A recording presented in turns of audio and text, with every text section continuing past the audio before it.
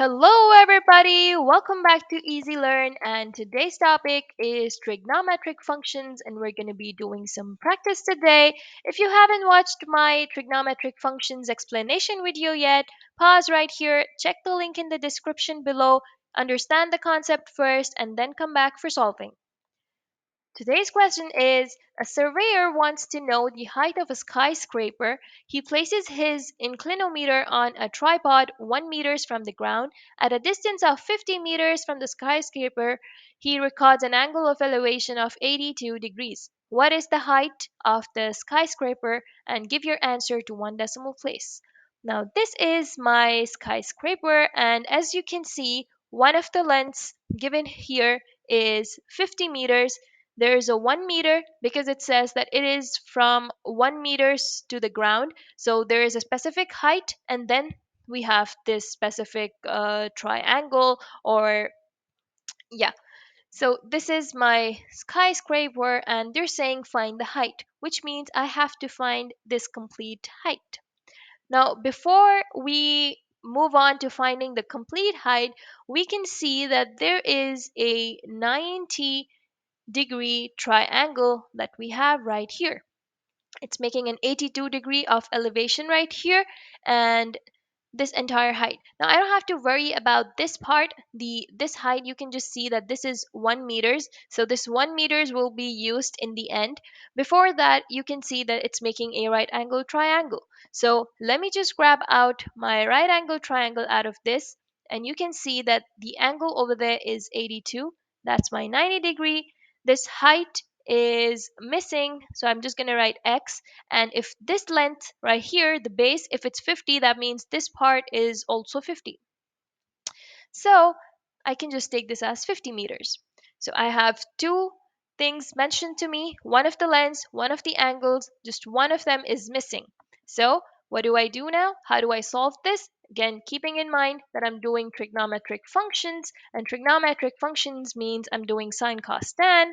And how do I figure out the lengths of the sine, cos, tan? Is that a is always the length enclosed between 90 degrees and the other angle given. So here you can see I have a 50 meters that is enclosed between the 90 degrees and the angle, and O is the length opposite to the given angle. So the given angle is 82, and the length opposite to that is x, or it's the height that I have to find. Now, which one do I use? So I have sine theta equals opposite over hypotenuse, cos theta equals adjacent over hypotenuse, and tan theta equals opposite over adjacent, which technically means that I'm going to be dealing with my tan theta because I have this one as my O and this one as my A. So let me just write that down.